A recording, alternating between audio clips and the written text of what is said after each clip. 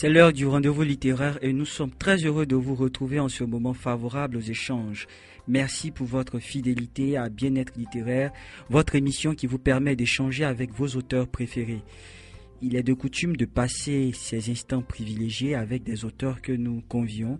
Et ce dimanche 11 mai, nous avons l'honneur de recevoir sur nos antennes un monument de la culture qui fait la fierté du continent dans le domaine culturel.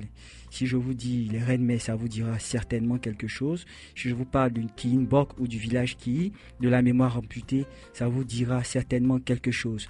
Il s'agit bien évidemment de Warawara Liking et nous allons échanger sur son œuvre Le Parler chanté. Elle n'est pas encore là, mais elle est en route, elle sera là dans moins de 5 minutes. Mais je ne suis pas seul, nous avons aussi l'habitude de convier d'autres auteurs pour participer au débat. Et les auteurs invités de ce jour vous sont certainement familiers. Nous les avons reçus sur nos antennes. Il s'agit du grand frère Mathurin Golibi Irié. Il est professeur de lettres, auteur du célèbre roman qui a eu tant de succès, La lycéenne. Bonsoir Mathurin. Bonsoir Yann. Comment tu vas ?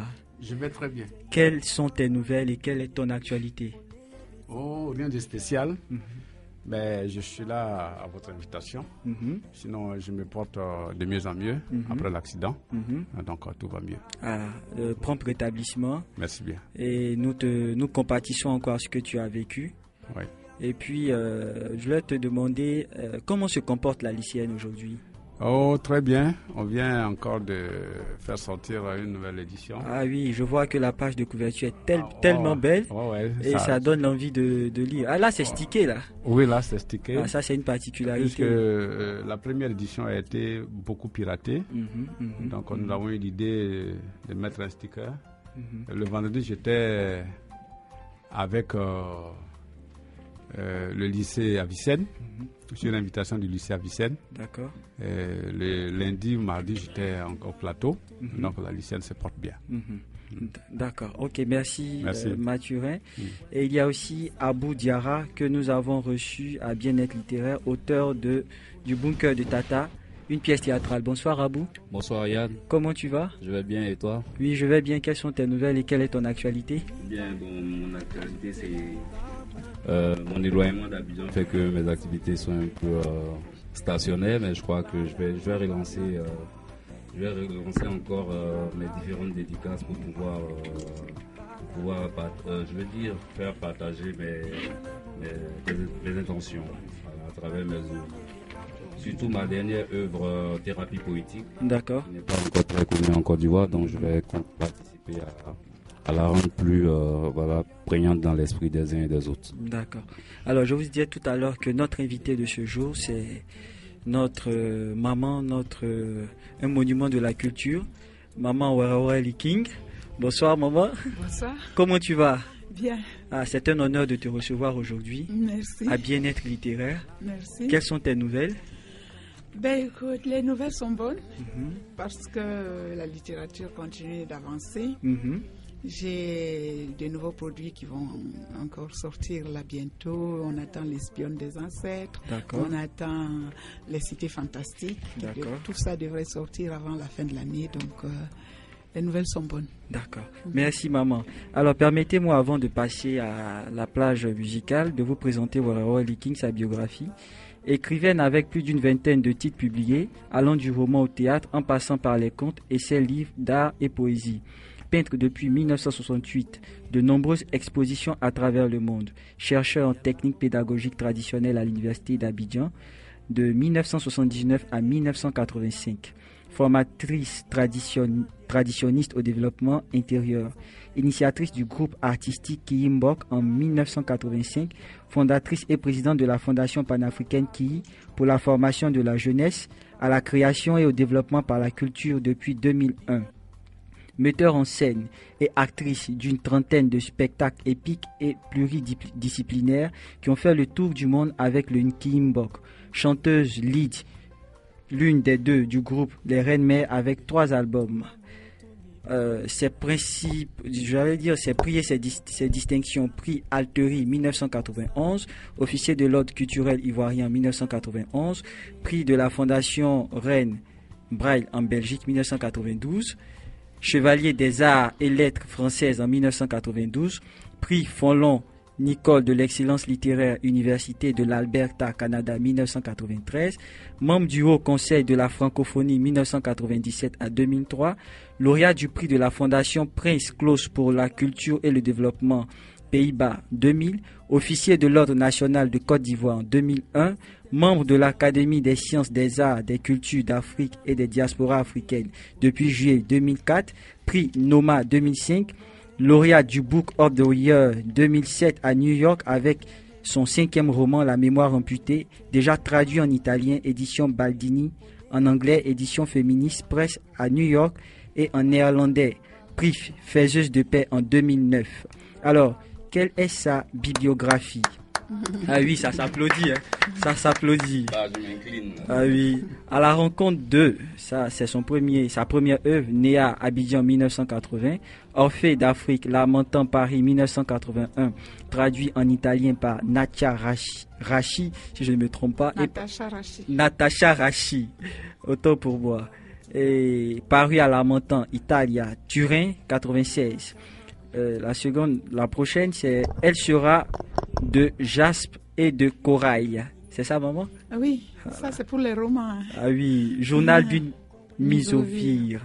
Lamentant Paris 1983, traduit en néerlandais par Marianne Gossige et paru aux éditions, là, je sais pas comment. De Knipscher. Voilà, et de Knipscher, Amsterdam 1991, traduit en américain par Marjoline de Jager. Ok, et paru aux éditions Virginia, presse 1995. Il y a aussi La mémoire amputée, Mère Naja et Tante Rose, nouvelle édition ivoirienne 2004, prix Noma 2005, traduit en américain par Marjoline de Jager, c'est toujours la même. Et paru aux éditions féministes, presse New York 2007, prix Book of the Year 2007. Il y a eu aussi L'espionne des ancêtres, en cours d'édition, et aujourd'hui l'œuvre qui fera l'objet de nos échanges, c'est Le parler chanté.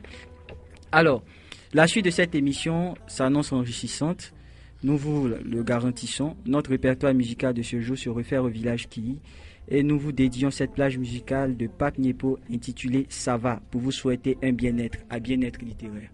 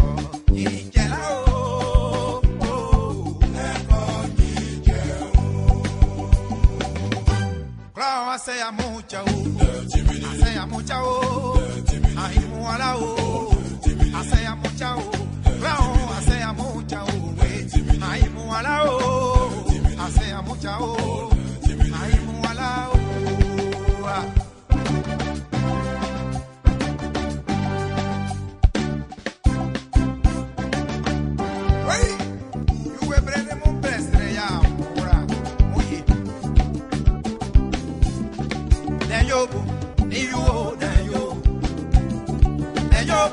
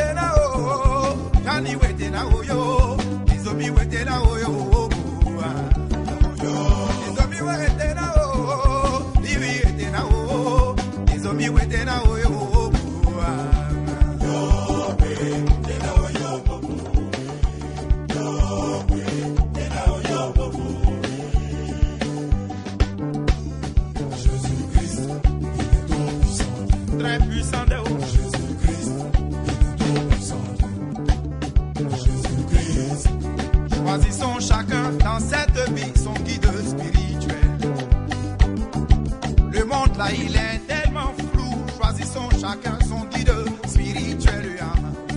Ils sont plusieurs qui ont proposé des chemins. Ils sont plusieurs qui ont proposé des voies. Parmi eux, il y a Bouddha et il y a Mahomet, Raël, il y a Jésus. Ils sont même plusieurs fois. Fais ton choix et foi, persévère. Et tu verras, oui. Moi, si ça va, oh, si ça va, oh, oh, si ça va, c'est pas la grâce de mon Dieu, ça va, oh, oui. Ça va, oh, je me le dis, ça va, oh, oh, si ça va, c'est pas la grâce de mon Dieu, ça va, oh, oui, ça va, oh, je me le dis, ça va, oh, oh, si ça va, c'est pas la grâce de mon Dieu, ça va, oh, oui, yeah, oh, eh, oh, yeah, oh, oh, oh, eh, oh, yeah, oh, oui, yeah, oh, eh, oh, yeah, oh, oh, oh, oh, eh, oh, yeah, oh, oui, oui, ça va, oh, je me le dis, ça va, oh, oh, si ça va, c'est pas la grâce, je me le dis, ça va, oh, oui, ça va, oh, je me le dis, ça va, oh, oh, si ça va, c'est pas la grâce, je me le dis, ça va, oh, oui, bon.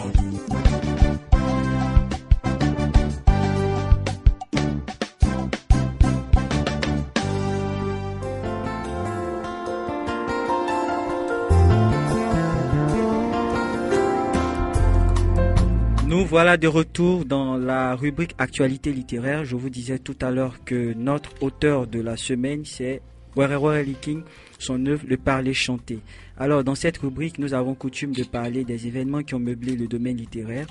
Et on a pour le moment un seul événement. Il s'agit de l'événement Les mots d'ombre d'Essie Kelly. Hier, samedi 10 mai 2014, l'écrivaine Essie Kelly a organisé un événement d'échange et de débat littéraire appelé Les mots d'ombre à la galerie Le Miroir de l'âme. Les échanges ont porté sur la citation de Jean-Paul Sartre. Le thème, que signifie la littérature dans un monde qui a faim? Alors, c'est l'occasion de demander l'avis de nos chers invités sur ce thème. Je vais commencer d'abord par Mathurin Golibi-Irié. Je disais que le thème de l'événement d'Essie Kelly hier, c'était que signifie la littérature dans un monde qui a faim. Oui, bien, tu me prends au pif là. Que signifie la littérature dans un monde qui a faim? Bon, il faut savoir d'abord de quelle faim il s'agit. Bien sûr. Voilà, est-ce qu'il s'agit de la faim du savoir ou bien de la faim physique dont on parle? Les récriminations. Voilà, sinon, effectivement, il peut s'agir de notre pays. Nous avons faim du savoir. Donc, la littérature est pour nous une arme, est pour nous un élément référentiel pour nous retrouver, pour nous équilibrer au niveau de la nation, au niveau du monde entier. Donc, la littérature est pour nous cet élément-là qui va nous sauver du gouffre de l'ignorance. D'accord. Voilà. Okay. Alors, Abou, qu'est-ce que tu penses de ce thème? Quel est ton avis? Bien, la littérature, de façon générale, on peut définir la littérature comme étant l'ensemble des œuvres écrites et orales. Et donc, la littérature ne s'arrête pas là, il y a un volet artistique aussi, c'est-à-dire l'apport de l'élément artistique. Et donc, pour en revenir à ta question, le choix de que signifie la littérature? Que signifie la littérature en temps de, rappelle-moi, dans un monde qui a faim. Dans un monde qui a faim. Voilà, je veux dire, Mathurin a symboliquement répondu à cette question. Il faut pouvoir circonscrire le faim, la faim. C'est de quelle faim il s'agit? Voilà. Et donc moi, qu'est-ce que je pourrais dire? Je dirais que c'est vrai, on a faim, tout ça, mais au-delà de cette faim-là, qu'est-ce qu'il faut rechercher à travers la littérature? Je veux dire, j'ai deux acceptions à ce niveau-là. Moi, je dis, c'est bien beau de pouvoir manger, de pouvoir se nourrir, tout ça. Mais la nourriture, elle va où après qu'on ait mangé? C'est vrai qu'une partie va dans le sang, c'est nutritif. Mais il ne faut pas occulter aussi la littérature. Hein. La littérature, je veux dire, c'est un apport de l'esprit. C'est ce qui nous reste quand on a tout perdu. Donc, dans les, je veux dire, je te prends pas au mot. Donc, la littérature, autant on a besoin de nourriture, autant la littérature aussi est vitale pour l'homme. Un homme sans littérature, c'est un être humain sans soubassement véritable, intellectuel et culturel en même temps. Donc, les deux vont ensemble, hein. Autant on mange, autant il faut lire. Et ça, c'est en même temps une occasion pour dire aux Ivoiriens que la littérature, c'est la littérature, il faut bien introduire cela dans notre fonctionnement, notre manière de voir, notre manière d'exister. Faut pas toujours voir seulement le ventre, hein, il faut voir l'esprit aussi, parce que l'homme, c'est les deux, hein. Voilà, il y a l'esprit et puis il y a le corps. Donc il faut entretenir ces deux entités-là, sinon on peut perdre sa qualité d'être humain. Et donc je pense que cette question ne fait que remettre au goût du jour l'importance de la littérature et de la nourriture pour se tenir physiquement équilibré. D'accord, merci Abou. Alors je vais demander l'avis de Warero Liking. Je repose la question: que signifie la littérature dans un monde qui a faim? Comment tu comprends, comment peux-tu partager ton avis avec nous sur ce thème? Comme mes prédécesseurs l'ont dit, l'être est composé d'un corps physique. D'accord. Et aussi d'un corps spirituel. Oui. Alors nous, on a l'habitude d'appeler ça les nourritures du ciel. D'accord. C'est-à-dire les nourritures spirituelle. La littérature, il y a tellement de choses dans la littérature. Il y a les sciences sont dans la littérature, les arts sont dans la littérature, les techniques et les technologies sont dans la littérature. Donc, quand nous disons littérature, nous disons presque la somme de tous les savoirs. Et donc, quand tu as faim, tu as besoin de savoir comment te trouver à manger, de savoir comment mieux manger, mieux te nourrir. Parce que tu peux manger et ne pas te nourrir. Donc, la littérature est vraiment une source d'inspiration, une source de solution à bien des problèmes, y compris ceux de la faim. Alors, merci Warero Liking pour ton intervention. Alors, je voudrais profiter pour te demander quelle est ta lecture sur la littérature en Côte d'Ivoire. Est-ce qu'elle se comporte bien? Qu'est-ce que tu penses en réalité? Oui, je pense que la littérature est en plein bouillonnement en Côte d'Ivoire. Il y a de plus en plus de gens qui écrivent par rapport à il y a quelques années. Il y a de plus en plus de gens qui écrivent et il y a de plus en plus de maisons d'édition. Parce que figurez-vous qu'il y a des pays où il y a une seule maison d'édition. En Afrique, et là nous avons ici pas loin d'une dizaine de maisons d'édition. Peut-être même plus. Voilà. Donc, cela témoigne du dynamisme de la littérature ici. Et donc, maintenant, la qualité, c'est toujours en faisant qu'on devient faiseur. Donc, moi, je ne m'inquiète pas quand parfois on a l'impression que la qualité manque, mais je pense que c'est en écrivant de plus en plus qu'on va s'améliorer, qu'on va progresser et qu'on va trouver des... Mais il y a un contexte pour la littérature qui est très favorable. Il y a des prix. Il y a un prix comme le prix Ivoire, quand même, qui commence à prendre une envergure avec Aquaba Culture. Vraiment avec Aquaba Culture. Mais je crois qu'il y a aussi d'autres prix plus jeunes qui viennent d'être. Il y a le Caïcédra avec Michel Alexis. Voilà. Donc, ce sont des choses pour accompagner la littérature. Et ce sont des initiatives pour accompagner la littérature. Vraiment, il suffit que la volonté politique se concrétise davantage pour soutenir toutes ces initiatives. Et bon, il y a le salon du livre qu'on a ouvert. Il y a des participations de la Côte d'Ivoire à plusieurs salons de littérature à l'extérieur. Donc, moi, je trouve que nous avons un très, très, très bon contexte et que tout cela ne peut déboucher qu'à de meilleurs résultats. D'accord. Okay. Alors, merci Warero Liking. Abou, qu'est-ce que tu penses? Bien, qu'est-ce qu'on peut ajouter encore à ce que a dit cette dame en tout cas chargée de culture. Bien, elle a tout dit, effectivement, il y a un bouillonnement, il y a je dirais pas un dératement, mais un nivellement d'écrivains à travers les maisons d'édition qui sont en train de naître. Et elle a dit, l'élément le plus focal dans ce qu'elle a dit, c'est l'impulsion. Tout part d'une impulsion, il faut que ce soit une impulsion politique. La culture, ça s'accompagne quand même de ce genre de prise de décision. Promouvoir le livre, de vendre le livre et de vendre aussi la culture. D'accord. Merci Abou. Alors on va reprendre l'avis de Mathurin. Oui, ça sera bref, comme l'essentiel a été dit. D'accord. On sait déjà qu'en Côte d'Ivoire, la littérature est en plein essor. On a de plus en plus d'écrivains. Nous autres, nous venons d'arriver, bon, peut-être il y a quelques années, mais on n'était pas connus.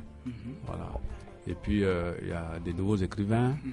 Moi, je pense que ça va. Elle a déjà dit, la qualité, oui, mais c'est en tâtonnant qu'on peut un jour arriver. Mais l'essentiel est que déjà, les gens s'intéressent davantage à la littérature. D'accord. Très souvent, on nous dit que les gens en Côte d'Ivoire ne lisent pas. Mais la volonté politique n'accompagne pas, n'incite pas à la lecture. Ça, c'est mon point de vue. Et donc, les écrivains eux-mêmes ont pris leur bâton de pèlerin. L'an dernier, je pense, l'association des écrivains a organisé une caravane de lecture à travers le pays. Je pense que davantage la littérature va connaître sa lettre de noblesse. D'accord. Alors, comme deuxième événement, il y a les 11 ans du Romandrome de Sidney Karams. Je ne sais pas si vous connaissez Sidney Karams. Maman, tu connais Sidney Karams? Il se bat vraiment pour la littérature. Il a une bibliothèque solidaire ici à Trècheville. Ah bon? Oui, où il permet aux jeunes élèves et étudiants qui n'ont pas les moyens toujours de s'offrir des ouvrages, de payer 100 francs, 200, et ils viennent à la source du savoir, ils viennent s'enrichir. Ça, c'est génial. Là, il prononce une conférence pour les 11 ans du Romandrome. Il le fait vraiment avec les moyens dont il dispose.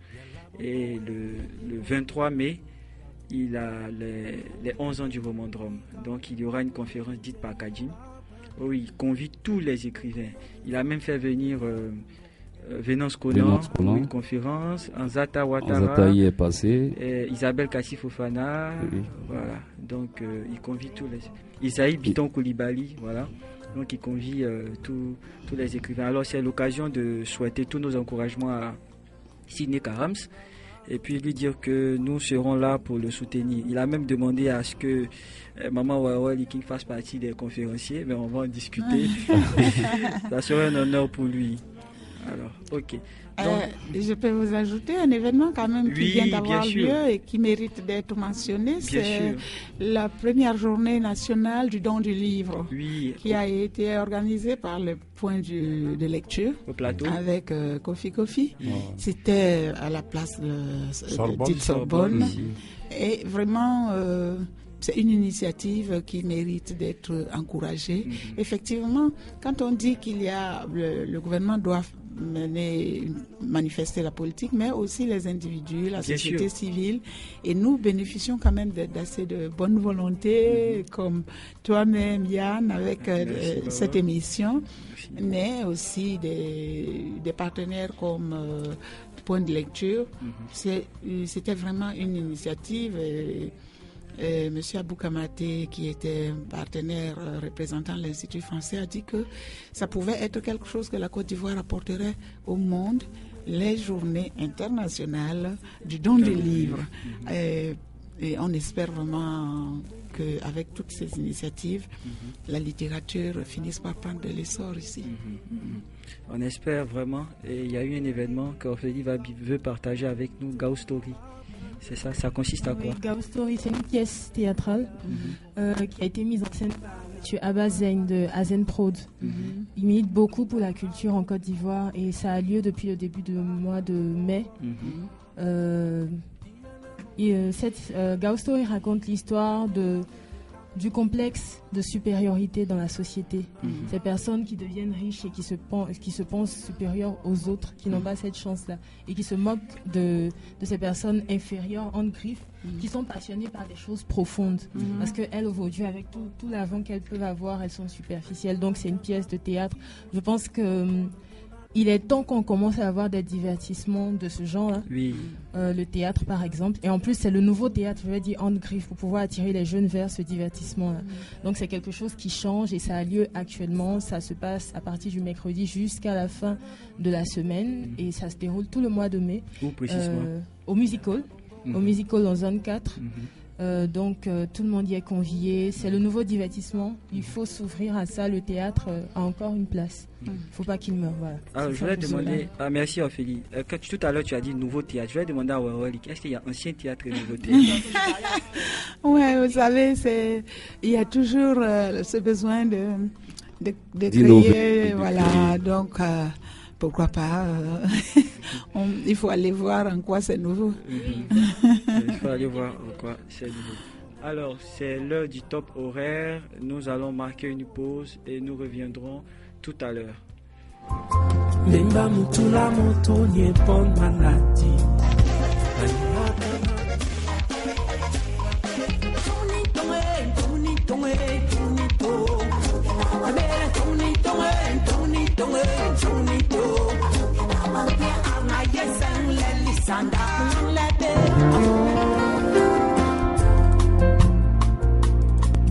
Vous êtes passionné de livres? Suivez Bien-être littéraire, votre émission de littérature sur Radio Bien-être, tous les dimanches de 14h30 à 16h. Échangez avec des écrivains et recevez en bonus des livres dédicacés. Présentation Yannick Aka.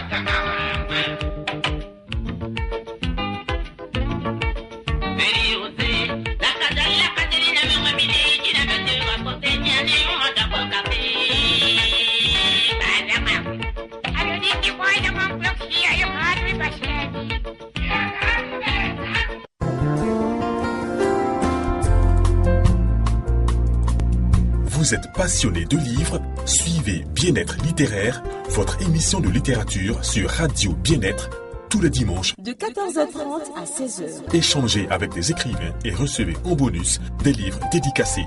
Présentation Yannick Aka.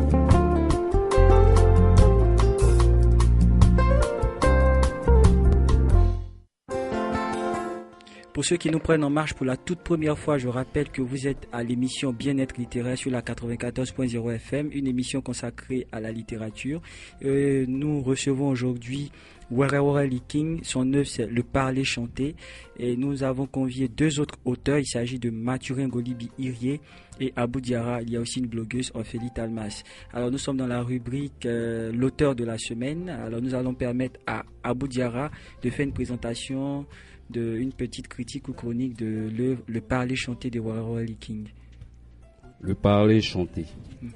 Le Parler Chanté, une œuvre mature et majeure. Un recueil de 5 pièces de théâtre à tout point de vue alléchant. Le titre en lui-même interpelle. L'infinitif parler, articuler des paroles, exprimer la pensée par des paroles. Si l'on se réfère à la Genèse, au commencement était la parole, on pourrait entrevoir cette œuvre comme étant une trahison du subconscient de l'artiste, le lieu d'épanchement et d'un transport humaniste de l'écrivaine pour le monde. Un vœu maternel enfui qui l'exhorte à vouloir soigner le monde qui se donne laid et abject. La parole devient donc curative, préventive, bref, thérapeutique. Quant à l'infinitif chanté, cantare latin qui veut dire produire avec la voix des sons de mélodie. La musique n'adoucit-elle pas les mœurs? Le trait d'union est la preuve qu'il n'y a pas de fossé entre les deux. Waroe Liking veut par son théâtre aider à construire, sans prétention, un monde de justice, d'égalité de sexe, un monde dépourvu de discrimination sous toutes ses formes. Dans sa pièce La queue du diable, mais avant, dans l'imagerie populaire, on tire la queue du diable quand on est pauvre, fauché. Ici, le diable lui-même a honte de sa queue.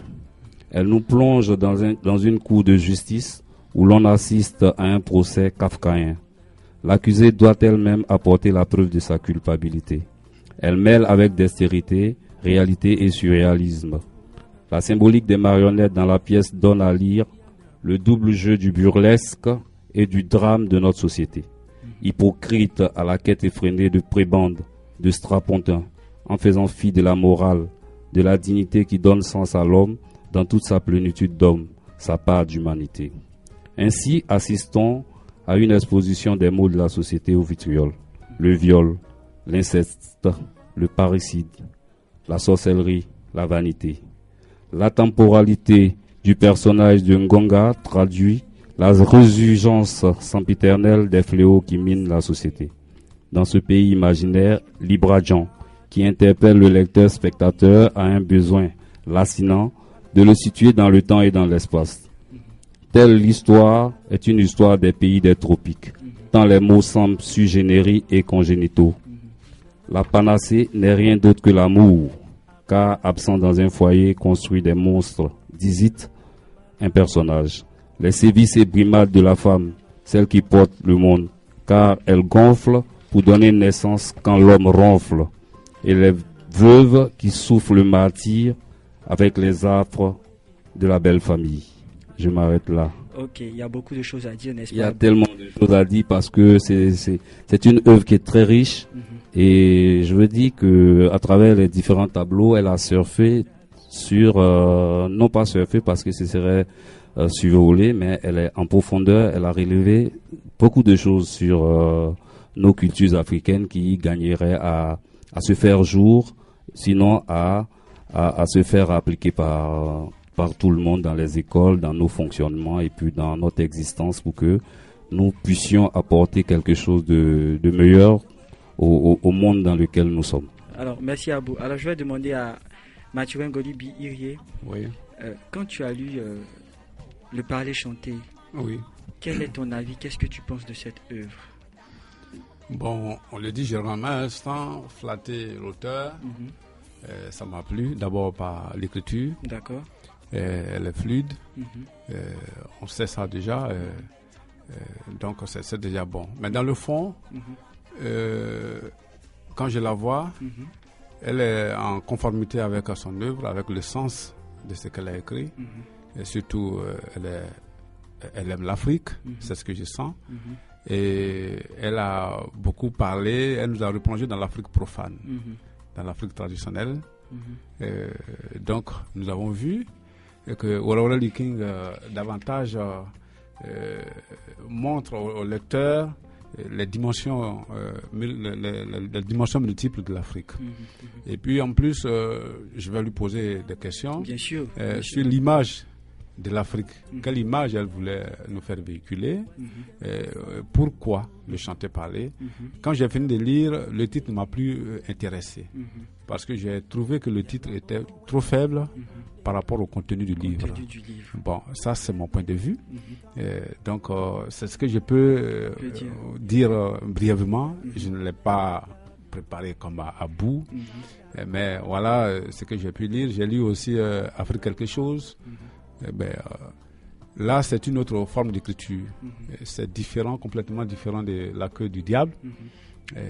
Là encore, j'ai senti le qui Le ki, ça dit que la manière du ki dans l'Afrique est quelque chose. Le déroulement de l'œuvre et puis tous les éléments qui s'y trouvent. Voilà, c'est ce que je peux dire succinctement. D'accord. Alors, Wawa Liking, voilà les questions de Mathurin Golibi Irié.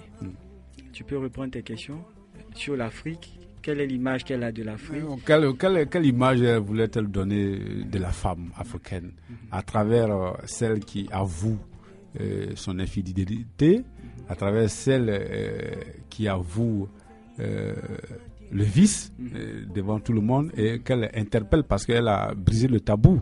Elle a invité son homme à venir parler devant le juge. Et c'est ce qui ne se faisait pas dans cette société. Pourquoi elle a brisé tous ces tabous et quelle image voulait-elle donner à la femme africaine à travers la queue du diable? Vous savez, j'ai écrit en d'autres lieux que le silence pour la femme africaine est un art de vie. C'est-à-dire que nous, on se tait énormément. Et je pense que quelque part, c'est une force de pouvoir se taire. Mais je pense aussi qu'il arrive des moments où se taire devant certaines choses devient une sorte de complicité.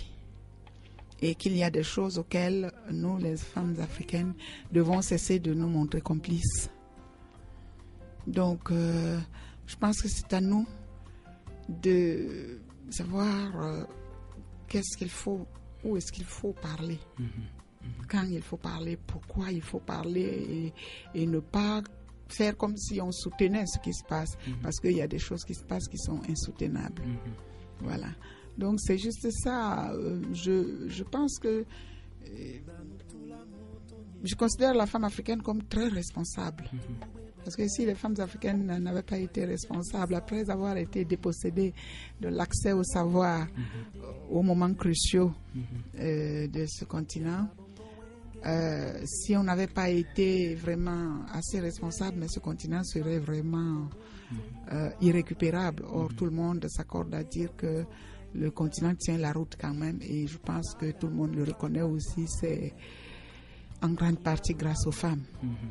Alors, permets que je vais un peu répondre à ce que Mathéon a dit. Le fait que la femme avoue qu'elle est anthropophage, elle a même mangé, sa grand-mère, sa maman a mangé elle-même ses enfants. Mais il faut bien au préalable voir que c'est l'homme qui a conduit à ce qui est arrivé à cette famille-là. Parce que le monsieur, il a commis l'inceste, il a pratiquement violé toutes ses filles. Et donc, s'ils en sont arrivés au fait où il valait même mieux voir ses filles mourir que qu'elles soient vivantes, parce que la honte aussi, en Afrique, la honte, c'est quelque chose qui ne se supporte pas facilement. Et donc, je veux dire, si la femme a une attitude qui n'est pas à conseiller dans cette pièce-là, au préalable, c'est les hommes qui les y ont conduits. Sinon, la femme, je le dis, c'est le socle de nos existences. Oui, mais dans le livre, il a été dit, la fille même de la femme a dit à sa maman que c'est parce que vous avez dit à votre mari que nous ne sommes pas ses enfants biologiques et qu'il a eu l'audace de nous violer. D'accord. Un enfant, être le papa d'un enfant, c'est pas forcément le lien sanguin forcément, mais le monsieur, il a éduqué les enfants et donc à partir de cet instant, il devient leur père. Pas forcément. C'est l'indiscrétion de la femme qui m'intéresse. Pourquoi elle a eu à dire à son mari que nos enfants ne sont pas tes enfants? Alors, Roya va répondre. D'accord. Elle le dit, mais à l'issue, on vérifie que ce n'est pas tout à fait vrai. En fait, c'était une provocation.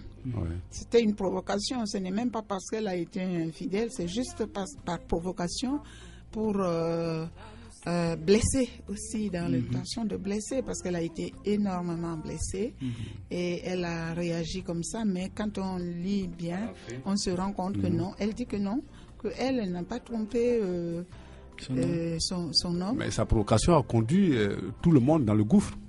C'est une provocation qui n'est venue que tardivement, après qu'il ait déjà fait beaucoup d'autres beaucoup d'autres choses. Alors moi je voudrais justification inutile. Là nous sommes entre spécialistes du genre théâtral. Je rappelle qu'Abou Diarra, il a eu une œuvre qui s'appelle Le Bunker de Tata, qui est une pièce théâtrale. Le Bunker de Tata. Mathieu Ngolibi Iria aussi a une prochaine œuvre. Et l'Afrique se rébella. Et notre mère, Warawa Liki, est une spécialiste confirmée, du théâtre. Mais le constat que nous faisons, c'est que ce genre-là a peu de succès auprès des maisons d'édition qui préfèrent éditer plus le roman ou la littérature sentimentale au détriment de la poésie et du théâtre. Et il y a aussi peu d'intérêt. Il y a même notre confrère Makereti qui a fait le constat lors d'une critique dans l'un des journaux. Alors je vais demander à Maman Warawa King, alors est-ce que tu as ce même constat-là? Moi, j'ai fait à l'Académie des sciences, des arts et des cultures d'Afrique et de diaspora africaine, l'ASCAD, pour le compte du domaine des arts et de la culture, un événement qu'on a appelé les journées théâtrales de l'ASCAD. D'accord.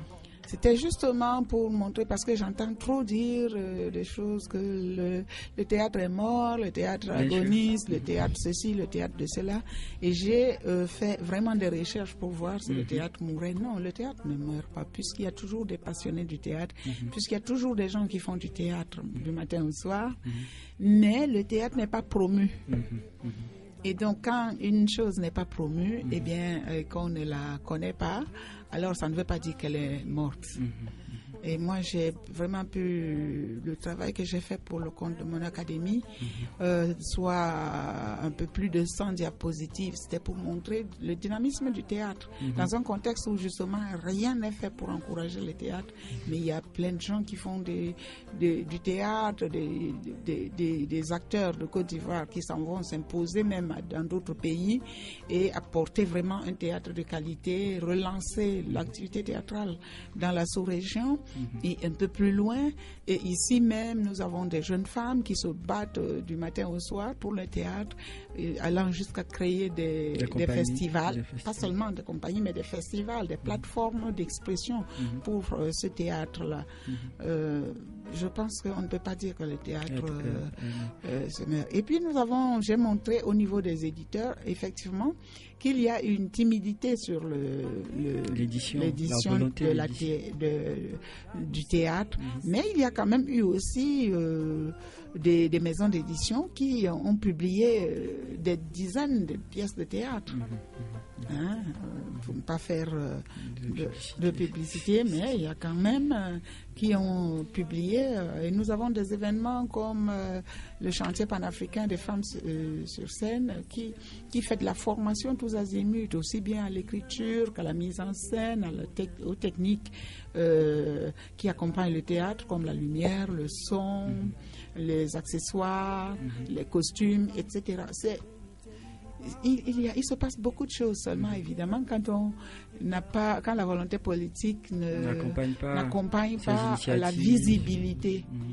La visibilité de ces aspects de nos cultures, eh bien on a l'impression qu'elle n'existe pas, mais c'est archi faux, ça existe et ça se bat tous les jours.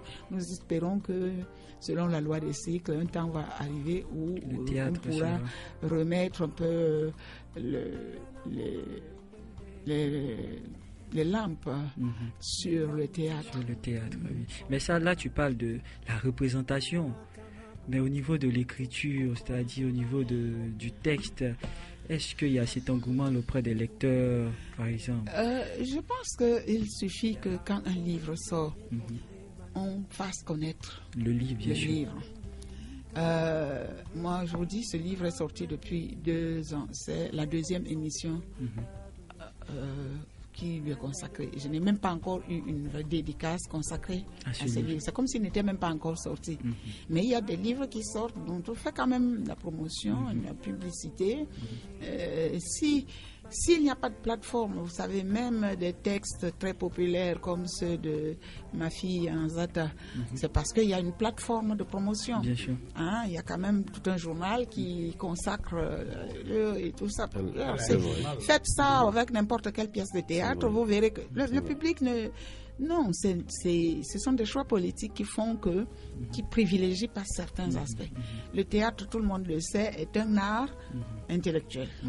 Parce que le théâtre, même quand c'est du gros rire, il sollicite la réflexion. Bien sûr.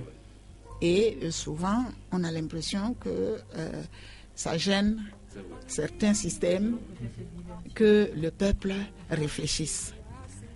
Donc souvent, et ce n'est pas qu'ici, souvent on n'encourage pas. Dans le cheminement des peuples, il arrive des périodes où il semble que la réflexion, jusqu'à un certain niveau, ne soit pas la bienvenue. Dans les peuples, même chez les Latins, ils ont dit pour le peuple du pain et des jeux, c'est bon. Mais il n'empêche qu'il y a eu d'autres périodes où on a encouragé fortement la réflexion. Donc c'est aussi le chemin de l'évolution des peuples. Le théâtre est mis en valeur à certaines périodes et à certaines pas tout à fait. Donc c'est juste ça, mais ça ne doit pas décourager ceux qui sont passionnés de théâtre de continuer à faire, et ceux qui sont passionnés des cultures un peu plus intellectuelles. Plus osé. Qui sollicite quand même d'autres aspects de la personnalité que le simple divertissement, eh bien, non, ça doit pouvoir se faire. D'accord. Alors, Mathurin, tu as des questions pour Warawara, ou bien tu veux rebondir dans ce sens? Bon, ce qu'elle a dit est juste, hein. On ne peut pas, comme c'est une radio de proximité, on ne peut pas trop parler de beaucoup de choses. D'accord. Mais ce que je sais, ce qu'elle vient de dire qui est juste, c'est que s'il y a une plateforme de promotion des œuvres, obligatoirement ça va marcher. Voilà. Donc le théâtre, moi je pense que le théâtre doit vivre. Et même ce que je viens de voir, on peut proposer déjà sa première partie là, son premier test théâtral à des lycées. Elle-même, elle a des structures, c'est vrai, mais nos élèves peuvent jouer, monter et puis faire autrement pour voir comment ça peut. La meilleure manière de faire la promotion du théâtre, c'est de jouer. Bien sûr. C'est de jouer. Voilà. Les gens n'aiment pas trop lire, mais nous allons attirer l'attention des gens sur les œuvres théâtrales. Quand les gens ont vu une pièce, ils ont envie de la lire. Oui. Souvent, le spectacle précède. C'est souvent les spectacles même qui mettent en valeur des textes et qui révèlent des textes. Souvent, moi, j'ai acheté des textes parce que j'ai vu les pièces et puis je me suis dit, ah bon, et puis je m'en vais chercher le texte. C'est ça. Donc, il est très bon d'encourager les gens, et j'en profite pour dire à tous les metteurs en scène qu'il y a des textes de théâtre, qu'il leur suffit de chercher. Et puis il faut que si on veut être un bon metteur en scène, qu'on essaye plusieurs textes et qu'on essaye dans différentes directions. Donc moi je sais que beaucoup de gens ne savent pas qu'ils peuvent avoir accès à ces pièces-là. Or je les ai sorties justement pour les jeunes metteurs en scène d'ici qui pourraient les mettre en scène de manière différente du Kiyimbok. Et ce sont il y a des pièces dedans qui demandent au metteur en scène de déployer tout son talent. L'éclairage, il y a énormément de choses à trouver, à inventer. Donc je profite de votre antenne pour dire à tous les jeunes metteurs en scène d'ici et d'ailleurs qu'il y a quand même ces pièces-là, que ce serait peut-être marrant de voir comment de se confronter à ces pièces-là. Je voulais accompagner ce que M. Mathurin et puis Dame Lukin a dit. Effectivement, pour changer une société, je pense que le théâtre est un facteur très important. Nous, on a grandi à la source de beaucoup de pièces de théâtre. Monsieur Toronini de Dadier, beaucoup de pièces jouées par Étienne Gouébidé, jouées par Adé Daniel. Tout ça nous a forgé un comportement. Et donc, faire revenir le théâtre à la télévision, donner sens au théâtre à travers les programmes scolaires, tout ça peut participer de cette émergence qu'on souhaite là. Parce que Césaire même, je veux dire, avant de sortir sa pièce de théâtre, La tragédie du roi Christophe, il aurait pu faire un roman, hein, mais il s'est dit, bon, paf, le théâtre c'est plus réactif que les autres genres littéraires, donc je vais travailler dans ce sens-là pour parfaire mes frères, mes concitoyens, et au-delà de cela, donner ma vision au monde entier. Donc le théâtre, je crois que le théâtre c'est un peu la vie.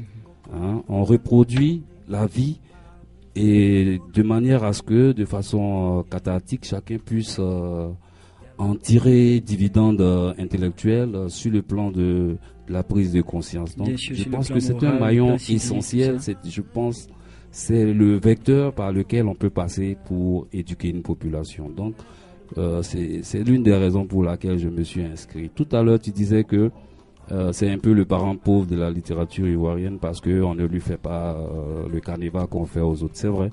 Quand vous prenez de façon synoptique tous les écrivains, que ce soit, vous regardez ceux qui ont écrit les romans, ils sont nombreux. Vous regardez des autres genres littéraires, ils sont nombreux, mais au théâtre, c'est pas grand. C'est sélectif. C'est vrai, le théâtre, c'est un genre, on dirait, élitiste avec la poésie. Mais qu'est-ce que vous voulez? Qui ne souhaite pas que sa société soit culturellement élevée? Qui ne souhaiterait pas que tout le monde soit sachant? Et donc, il faut encourager ces deux genres littéraires-là. Et je crois que cette émission doit pouvoir interpeller les maisons d'édition pour leur dire que c'est pas deux genres qu'il faut laisser au bord du chemin. Il faut pouvoir les intégrer de manière à participer à l'éducation de nos sociétés. D'accord. Voilà. Merci à Bouya Ophélie qui voulait intervenir. Alors, quand il était en train de parler, il a parlé du fait que le théâtre paraissait plutôt élitiste. Donc j'aimerais savoir, moi qui suis jeune, j'ai remarqué dernièrement, quand je discute, j'ai été à la représentation des convives de la maison Sapezo de l'Iaziré. Il sera avec nous le 25. Honnête, je lis beaucoup, mais le théâtre, je ne vais pas souvent vers le théâtre. Parce que, comme vous l'avez dit, c'est très intellectuel. Pas que je ne me considère pas intellectuelle, mais parfois j'ai envie de m'amuser et de lire des choses peut-être légères. Et il y a des textes théâtraux parfois qui demandent tellement de réflexion que la plupart des jeunes, moi encore, des fois, je vais peut-être pousser et les lire. Et c'est bon d'ailleurs de les lire, mais il y a des jeunes généralement qui vont se dire non, je vais pas forcément le faire. C'est trop compliqué. Moi, j'ai envie de me détendre. Je vais pas venir me compliquer encore la vie. Donc ces personnes-là, quand par exemple, je leur dis, il y a une pièce de théâtre bientôt, tu viens, ils disent non, le théâtre c'est pas trop mon truc, c'est un peu trop intellectuel, on s'ennuie un peu, c'est des récitations, la façon dont c'est représenté, c'est comme avant là, c'est comme ça, ils disent comme avant là. Franchement, je me vois pas m'asseoir en train de suivre quelque chose comme ça. À la limite, ils préfèrent aller au cinéma et regarder un film parce qu'ils ont l'impression que c'est plus réactif, alors que le théâtre est un genre réactif comme il l'a dit. Donc moi, ce que je voulais savoir, avec l'évolution des choses, avec les jeunes aujourd'hui, ils ont tellement de possibilités de se distraire, franchement.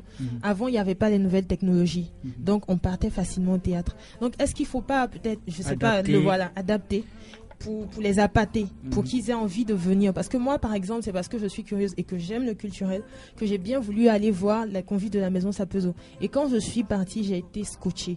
Et je me suis dit, c'est dommage, quoi. Moi, c'est parce que j'étais encore curieuse. Les autres, ils ont raté. S'ils étaient là, ils allaient adorer. J'étais avec 2 amis qui n'ont pas l'habitude de ça, mais ils ont adoré aussi. Donc, l'idée, c'est de trouver comment emmener ces jeunes-là à se dire le théâtre, c'est pas ce truc barbon qui attire généralement les gens d'une certaine catégorie, d'une certaine génération. Ça vient par la promotion. Il n'y a pas autre chose.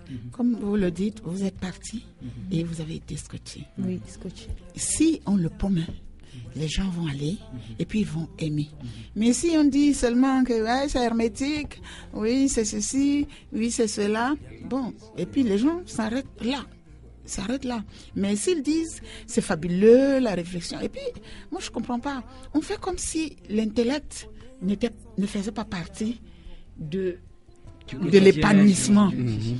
C'est que moi j'ai envie de m'amuser, mais le jeu intellectuel, il n'y a rien de plus amusant. Ça dépend de comment l'intellectuel aussi est présenté. Parfois c'est comme ça qu'il le ressent. Nous parlions donc de promotion.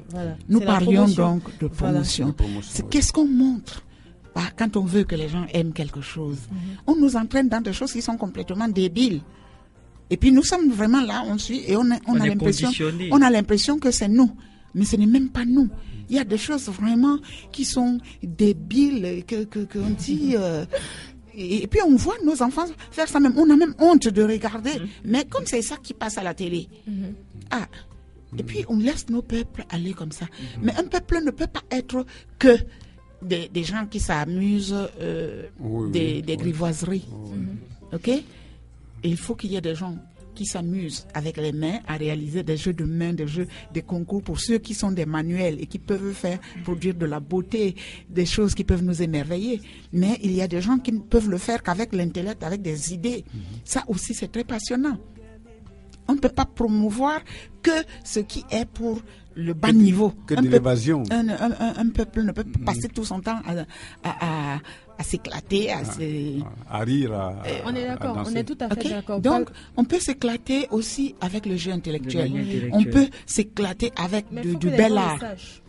Oui, c'est pour ça qu'on est là, c'est pour ça que je le dis, et c'est pour ça que je pense que tous ceux qui pratiquent, il faut qu'ils encouragent les autres à savoir que on peut s'éclater avec une discussion profonde. Bien sûr, on peut s'éclater avec une activité complètement spirituelle et vraiment trouver un épanouissement total.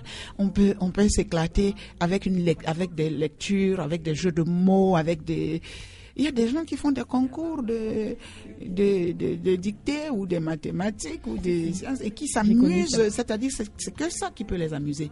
Mais nous, on voudrait nous faire croire que s'amuser, c'est cesser d'utiliser son intellect. Mais non, ce n'est pas vrai.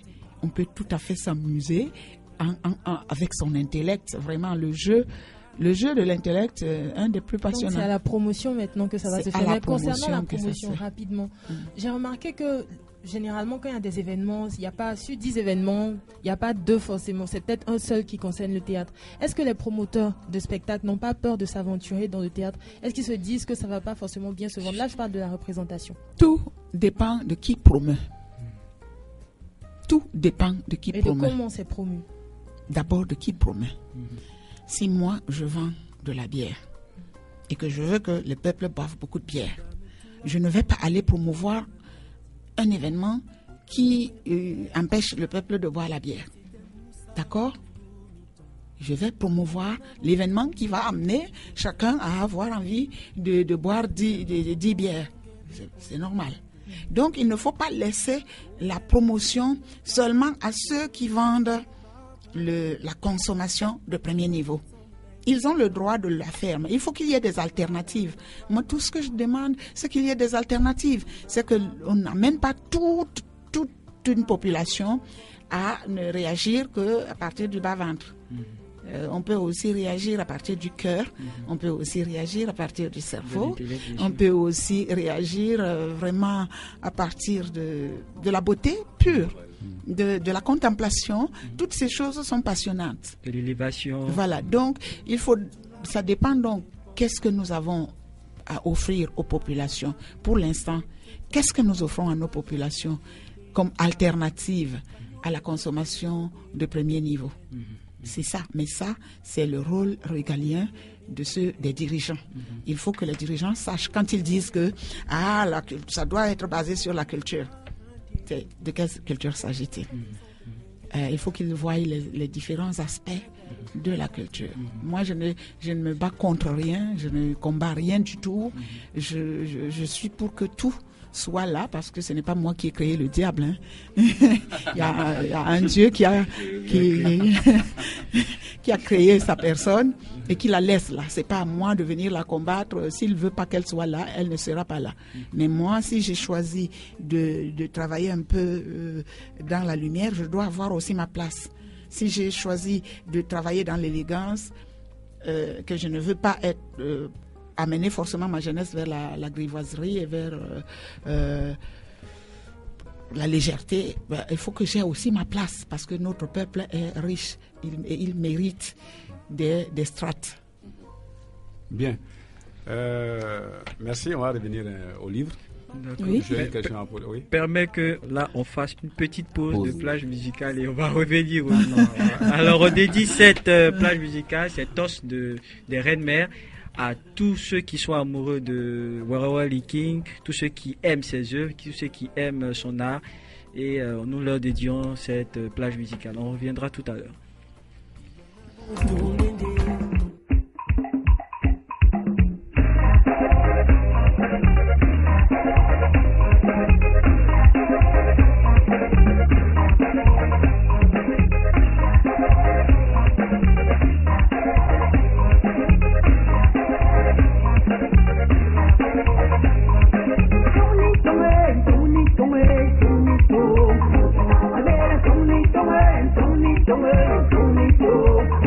Don't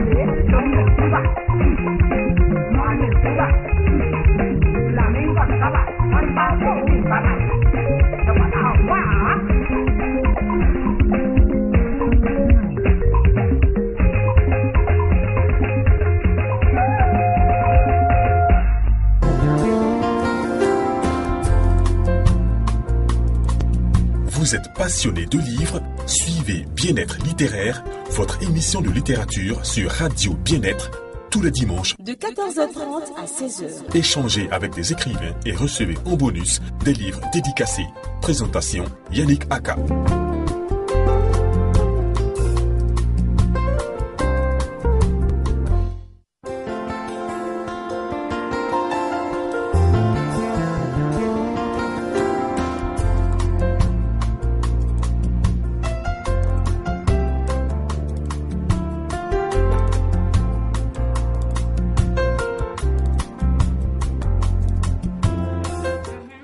Oui, le débat est passionnant. Qui commentent.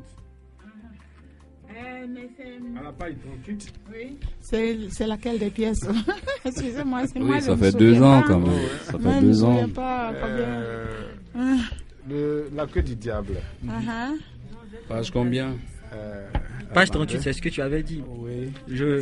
En attendant qu'il retrouve la page, je voyais tout à l'heure notre reine-mère, maman Wawa King, en train de danser pendant que le chant passait. Ah oui, c'est Tos, ouais, des reines-mères. Ouais. Page 56, pardon. Ah d'accord.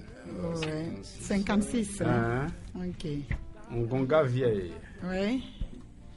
Tout à fait en bas. Oui. Je lis. Je la regardais avec un désespoir sans borne. Il fallait qu'elles aient besoin de mes services pour que mes enfants se souviennent que j'existe. Elle ne posait, elle aussi, les relations humaines qu'en termes utilitaires. Utilitaire, oui. Tant que je ne leur avais semblé d'aucune utilité, je n'ai mérité que leur mépris, ou pire, leur indifférence. Mais comment ne pas regarder le contexte sans amour dans lequel elles avaient grandi? Il m'apparaissait de plus en plus que le manque d'amour fabriquait une race particulière d'humains qu'il faut éviter de proliférer. Donc, je vois là, le personnage n'est pas inclus dans l'acte qui se passe actuellement. Il y a un récit extérieur. Oui, alors cette pièce, elle a cette particularité. Oui. Que c'est un fait a eu lieu, il a déjà été jugé par le tribunal coutumier. Oui. Ça a été jugé, et puis bon, mais les gens ne sont pas contents, le monsieur trouve que ça ne va pas, et l'affaire est portée maintenant dans un tribunal moderne. Il faut dire que j'ai réécrit ça pour Bon Mamadou qui aimait cette pièce, qui n'avait que la partie qui avait eu lieu traditionnellement et que l'on retrouve dans Du rituel à la scène chez les Bassa du Cameroun, paru aux éditions Nizet à Paris en 79, je crois. Et donc, quand Bon Mamadou a voulu mettre cette pièce en scène, il m'a dit, maman, je voudrais que tu me... Comment ça serait jugé aujourd'hui? Je voudrais porter cette histoire dans un tribunal d'aujourd'hui. Et donc, cette dame, elle sait ce qui a été dit. Parfois, elle rapporte ce qu'elle avait dit. D'autres personnes rapportent aussi ce qu'ils avaient dit. Mais après, face à un tribunal moderne, elle fait des commentaires qui sont d'aujourd'hui. Donc, c'est une pièce très, très, très actuelle. C'est la réflexion devant un tribunal moderne d'une situation qui avait déjà eu lieu et qui avait été jugée traditionnellement et où la tradition n'avait pas eu le courage de punir la personne. Parce que, on ne fait pas ça à un homme, on ne fait pas ça à un père, on ne fait pas ça à ceci et cela, et puis finalement, on laisse et les choses, et puis finalement, elle perd son fils unique, son seul fils. Je peux ajouter quelque chose. Voilà. Et puis bon, le personnage de Ngonga, il faut rappeler aussi que ce personnage-là est un personnage infini. Hein. C'est un personnage qui se métamorphose, on le voit jeune, on le voit adulte, et puis on le voit vieilli. Donc c'est une forme théâtrale de faire revivre cette métamorphose, cette possibilité d'un personnage d'être de tous les temps. Ça, dans l'intertextualité, ça nous renvoie à l'œuvre de Garcia Marquez de 100 ans de solitude. Je pense que la réponse à la question de Mathurin se retrouve même dans le fonctionnement du personnage du début à la fin de cette pièce-là. C'est une personne qui arrive à se dédoubler, qui se rappelle de son enfance et en même temps de l'âge adulte et puis de son âge très avancé. Donc c'est la préoccupation ici, c'est de comprendre le caractère particulier de ce personnage-là qui est jeune, vieux et enfant en même temps. Donc c'est cette complexité du personnage qui peut aider à comprendre ce passage qu'on appelle un récit incrusté dans une pièce de théâtre. Donc c'est des flashbacks, c'est des sentiers battus. Moi ça m'a beaucoup plu. Quand je suis arrivé là, j'ai dit mais on a l'impression qu'on est dans un roman. Oui. Un personnage central qui sort du dialogue et qui parle, qui commente l'acte et qui revient. Et on revient dans le dialogue. J'ai aimé cette révolution, j'allais dire, théâtrale, de l'écriture, même c'est-à-dire au niveau de la forme, j'ai beaucoup apprécié. Maintenant, je voulais te poser une question à Aurora Liking. Elle rêve pour quelle Afrique? Justement. J'allais lui poser aussi à peu près la même question, mais j'attends qu'elle réponde d'abord. Moi, je dis aux gens, je ne suis pas du passé. Bien que je me nourrisse de mon passé, c'est nécessaire. Je suis même pas seulement d'aujourd'hui. Moi, je me considère comme futuriste. C'est-à-dire que je pense à l'Afrique de demain. J'essaye de penser qu'est-ce qu'elle aura retenu, qu'est-ce qu'elle aura conservé. Parce que j'ai une de mes cousines qui dit que l'héritage, ce n'est pas ce que tu reçois, mais ce que tu transmets. L'héritage, ce n'est pas ce que tu reçois, parce que tu peux recevoir plein de choses et puis ne rien laisser. Tu gaspilles tout. Donc, toi, tu parles de l'héritage en pensant à ce que tu vas transmettre. Donc, moi, je rêve d'une Afrique où je ne voudrais pas que ce continent a eu de mieux soit jeté aux orties. Et donc, mais je voudrais voir comment ça va évoluer demain, qu'est-ce que ça pourrait devenir. Et je sais que ce continent a beaucoup de solutions pour l'humanité. Je voudrais profiter pour te poser. En fait, à travers la pièce Héros d'eau, nous voyons le symbolisme de l'Afrique qui lutte contre les causes du retard de son développement et les forces physiques et spirituelles qui entravent ce combat. Selon toi, Aurora Liking, quelle est la raison du retard du développement de l'Afrique? Oh mon Dieu, il y a beaucoup de raisons. Mais je pense que si on devait les résumer, on dirait tout simplement que elles sont dues au fait que nous retrouvions pauvres alors que nous sommes riches. Paradoxe. Voilà. Paradoxe. Donc, nous sommes le seul peuple au monde qui a honte de sa peau, qui, pour être aimé de Dieu, du Dieu auquel on nous a convertis, il faut blanchir, il faut changer un peu de peau, il faut changer un peu la tessiture des cheveux, il faut parler comme les autres, il faut faire comme les autres parce que on est identifié comme négatif. Quand vous parlez de spiritualité, vous êtes africain, tout de suite les gens pensent à la sorcellerie. Comme si spiritualité voulait dire sorcellerie. Non. L'être humain est spirituel, en plus d'être physique. Donc, il n'y a pas un peuple qui n'a pas une spiritualité. Et donc, une connaissance de sa source divine, de sa source spirituelle. Et donc, quand nous parlons de spiritualité, nous parlons de ce qui nous conduit à la transcendance, à une référence, à notre nature essentielle. Et il n'y a pas un peuple qui n'en est pas. Or, nous, on s'est retrouvés comme le seul peuple qui n'en est pas. Ou donc, sa spiritualité est identifiée à la diablerie, pour utiliser ce terme que moi je ne comprends pas. Diablerie, gris-gris. Donc, ça c'est une immense. Quand tu vas rencontrer le monde, toi tu représentes le mal, toi ta couleur représente le mauvais, toi ton peuple représente l'impuissance, l'ignorance, la nuisance, la malfaisance. Tous les vices. Toi, tu arrives là, tu es obligé de te changer. Mais Dieu, il n'avait qu'à te faire comme les autres en même temps. Pourquoi lui t'a fait comme ça? Alors si lui l'a fait que toi tu sois cela, à quoi ça devait bien servir? S'il a fait ça, c'est que ça devait servir à quelque chose. Donc moi, j'ai la chance d'avoir eu des grands-parents qui m'ont laissé une vision de la divinité qui était la leur et qui me convient parfaitement. Elle disait que Dieu est comme un très très gros arbre. Toi qui vis sous terre, tu n'en connais que les racines. Si on nous demande à tous de définir Dieu, moi qui vis sous terre, je dessine les racines. J'ai raison, c'est l'arbre. Moi qui survole, je dessine des frondaisons, la frondaison.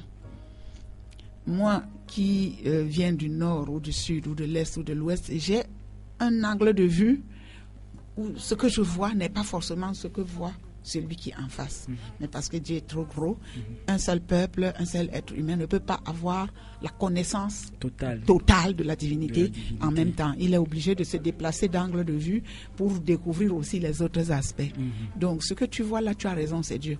Mais ce n'est pas que ça, Dieu. Le problème vient de ce que nous vivons dans une civilisation aujourd'hui où il y en a qui sont les seuls à détenir la totale connaissance de la divinité. Et les angles de vue où cette même divinité a placé les autres, on ne veut pas qu'on les voie. Et c'est un appauvrissement pour l'humanité. L'intolérance religieuse. C'est ainsi qu'on se retrouve avec des Boko Haram en pleine Afrique, où le continent, personne n'a jamais combattu quelqu'un parce que lui, il adore son fétiche à lui. Il a sa vision à lui de la divinité. Normalement, l'Afrique ne devrait pas connaître des guerres de religion. Mais on a été tellement appauvris que c'est encore nos enfants qui viennent mourir et tuer les leurs à cause de Dieu. Et donc, quand on en arrive à une telle pauvreté intérieure, je suis désolée, mais ce continent peut apporter au moins cette vision de la divinité. Que oui, tu as raison, Dieu, c'est ce que tu vois là. Mais c'est du point de vue où tu es. Et tu as raison. Et moi qui aime cette vision, je me soulève, je traverse les mers s'il faut, je viens me mettre derrière toi pour regarder, apprécier Dieu sous cet angle.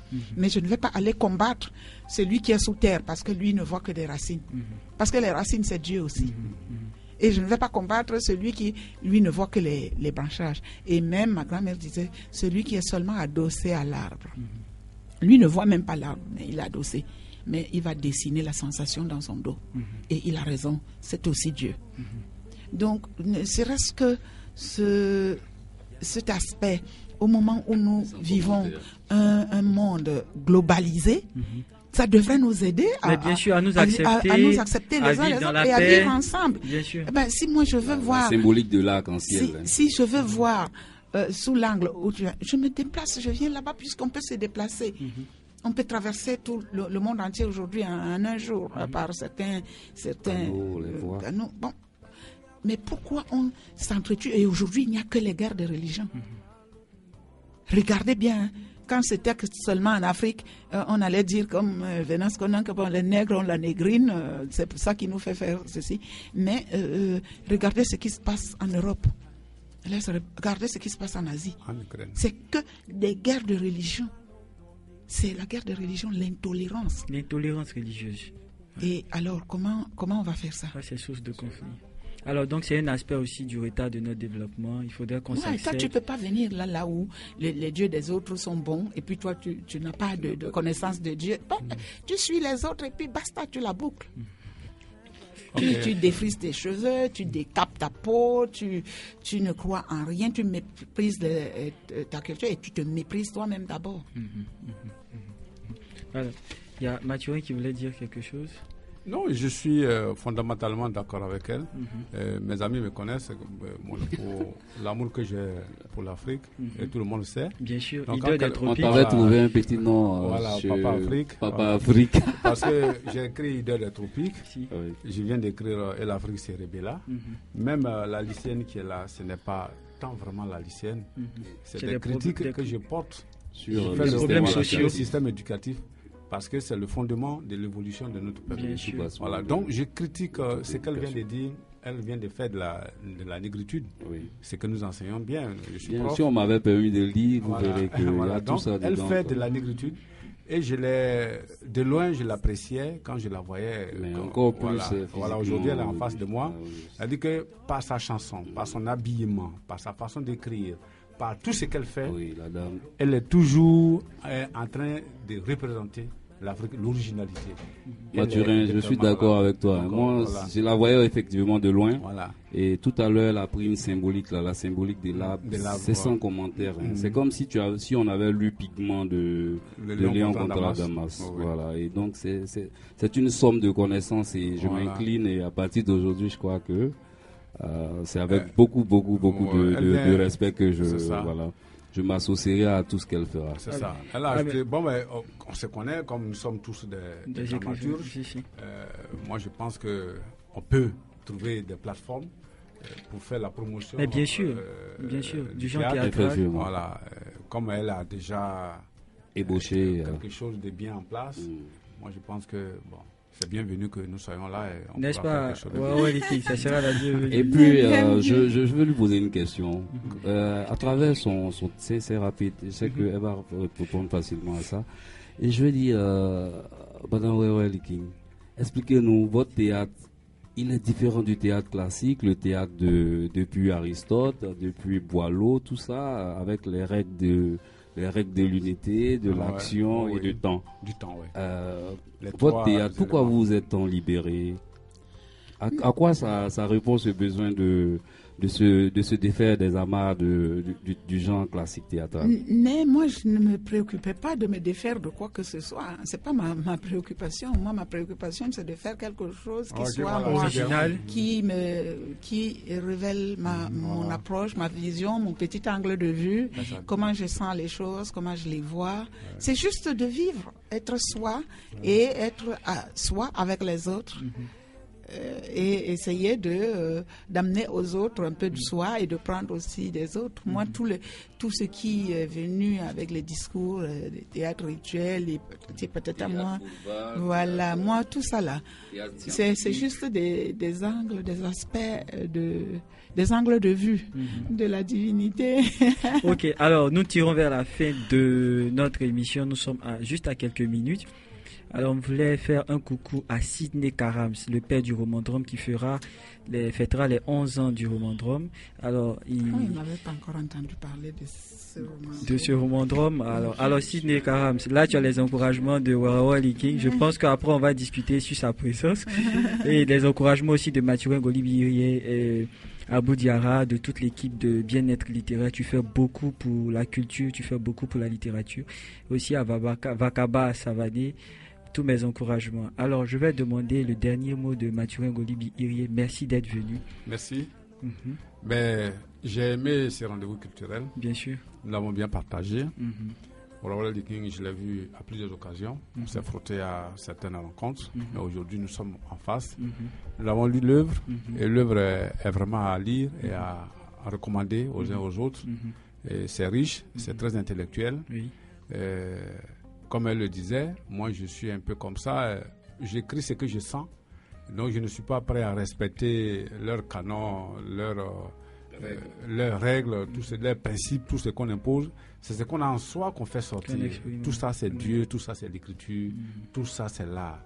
Et j'ai été vraiment heureux de lire le parler chanter. Je disais que le titre me paraissait plus faible que le contenu.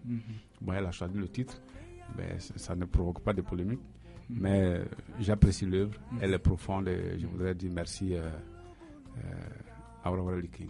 Alors merci beaucoup Mathurin. Donc la prochaine œuvre c'est Et l'Afrique sur l'Afrique sur Rebella. Rebella. J'ai écrit cette œuvre il y a 5 ans. Les maisons d'édition hésitent parce que c'est le théâtre.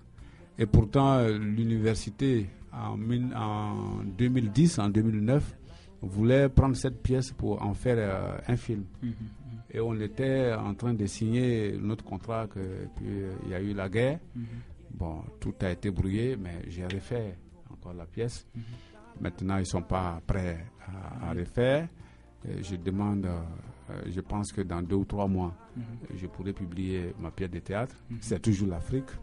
Il faut que l'Afrique arrive à sortir de sa propre léthargie et qu'elle arrive à être l'Afrique, à être fière de sa peau, de ses cheveux, de son nez, de tout ce qu'elle a comme qui la distingue des autres nations, des autres continents. Donc nous sommes pour l'originalité de l'Afrique, bien sûr pour l'évolution scientifique de l'Afrique, mais sans que l'Afrique... Merci. Ok, merci Mathuré. On va passer la parole à Abou. Bien. Ton dernier mot. Je serai succinct. J'ai eu plaisir à vous lire, madame. J'ai eu plaisir. Votre œuvre a parlé en moi, votre œuvre a chanté en moi. Et je crois que le rythme, les différentes métaphores, les tableaux, je veux dire, tout ce qu'il y a autour de ces pièces, de ces différentes pièces de théâtre m'ont épaté, m'ont appris. Vraiment, merci beaucoup. D'accord. Merci Abou.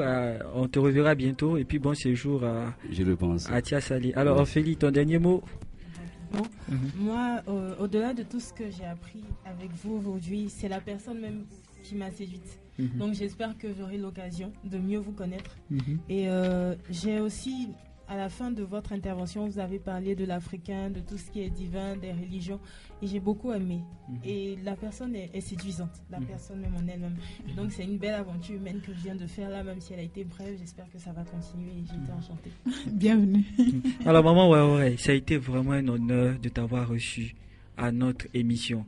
Tu es un exemple à suivre, un modèle à promouvoir et nous marchons tous sur ton sillage. Alors, quel est ton dernier mot et quelles sont les perspectives en même temps?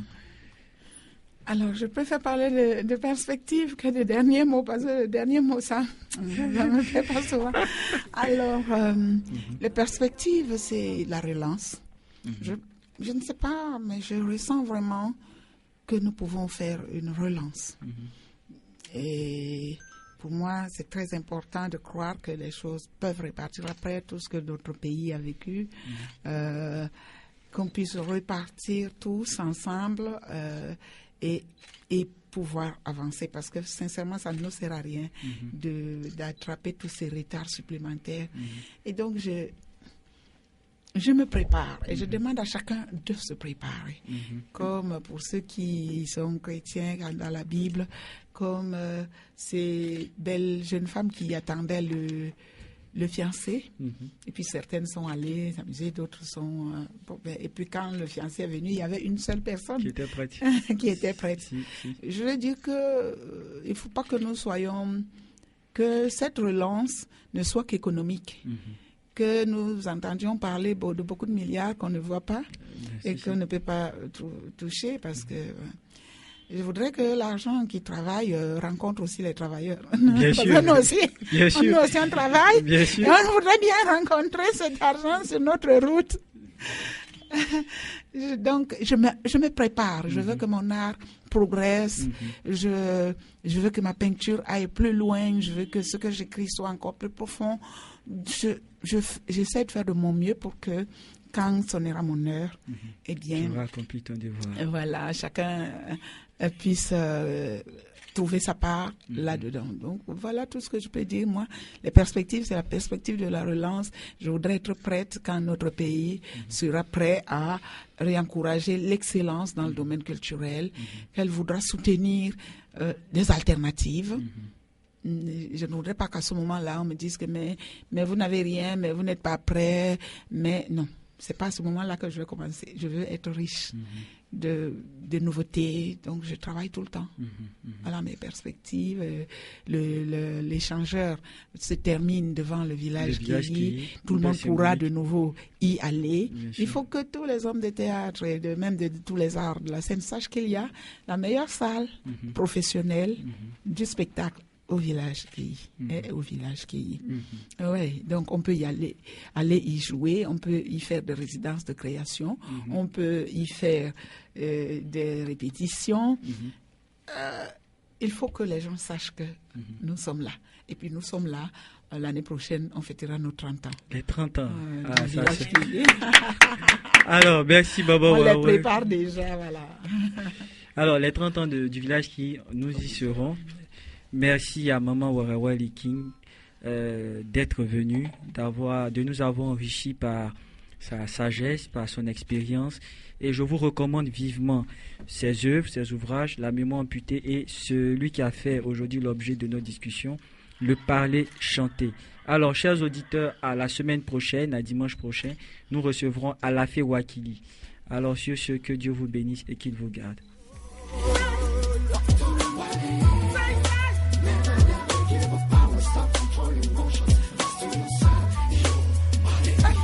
Yeah.